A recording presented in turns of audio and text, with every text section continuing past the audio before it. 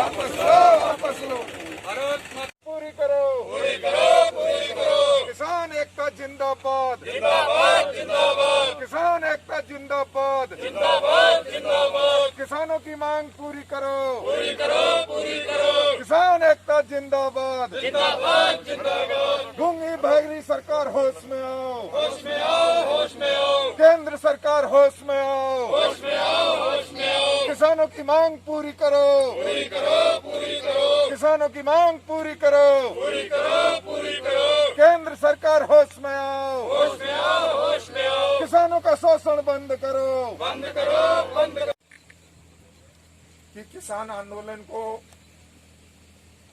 हमारे देश में ये पहली बार ऐसा हो रहा है कि इतना लंबा आंदोलन आप सबकी बदौलत, आप सबकी जायज मांगों को लेकर चला। और जो केंद्र की सरकार है वो सोई हुई है। मुझे लगता है जब देश आजाद हुआ था, देश की आजादी से लेकर देश की आजादी के बाद तक एक ही नारा चला था कि जय जवान जय किसान। यानी एक तरफ जो देश की रक्षा के लिए देश का जवान हमारा सबसे महत्वपूर्ण है, उसी तरीके से लाल बहादुर शास्त्री ने, पंडित जवाहरलाल नेहरू ने, तमाम किसान नेताओं ने भी किसानों को इस देश की रीढ़ बताया। अगर हमारे पास खाना भी नहीं होगा, हमारे पास अनाज नहीं होगा, हमारे देश का किसान अगर दुखी रहेगा तो निश्चित रूप से मैं समझता हूं कि कोई सुखी नहीं रहेगा और भूखमरी पैदा होगी।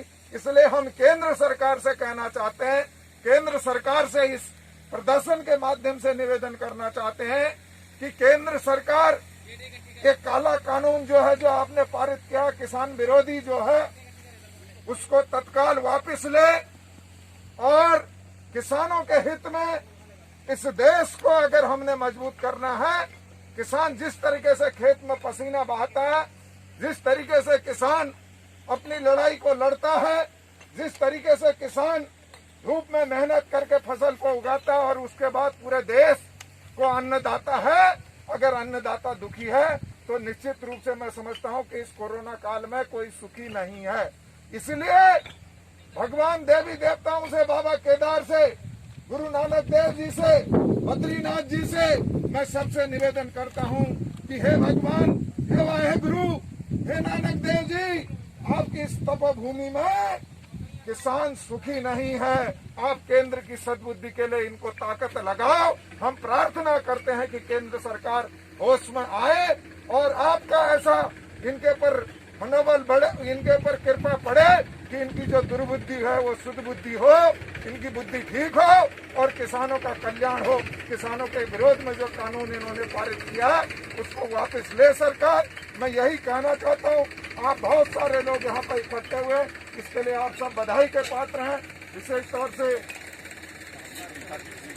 हरजीत सिंह जी, डॉक्टर हरजीत सिंह जी हमारे भाई साहब, इन्होंने मुझे यहाँ पर जो सम्मान दिया, मैं आपका ऋणी हूँ और आप सबको आश्वस्त करता हूँ कि ये बात मेरी यहाँ पर भाषण तक नहीं। आप जानते हैं गाजीपुर बॉर्डर से लेकर देवरिया टोल प्लाजा से लेकर रुद्रपुर से लेकर किच्छा मंडी में किसानों का गेहूं तुलाने से लेकर धान तुलाने से लेकर लगातार 15-20 साल से आपका ये सेवक, आपका ये बच्चा आपकी सेवा में लगा हुआ है। और निस्वार्थ भाव से मैं आपसे कहना चाहता हूँ कि आगे भी मेरी ये लड़ाई जारी रहेगी और किसानों के साथ जब तक ये सरकार इस काले कानून को वापस नहीं लेती, जैसा आप सबका निर्णय होगा उस निर्णय में मैं आपके साथ पूरे तन मन धन से लड़ाई लड़ूंगा। उसके लिए जो भी करना पड़ेगा मैं आपके साथ खड़ा हूं। इन्हीं शब्दों के साथ डॉक्टर साहब ज्यादा कुछ न कहते हुए, क्योंकि यहाँ पर हमारा एक प्रदर्शन है, इसको हम विभिन्न समाचार पत्रों के माध्यम से भी मैं उजागर करूंगा।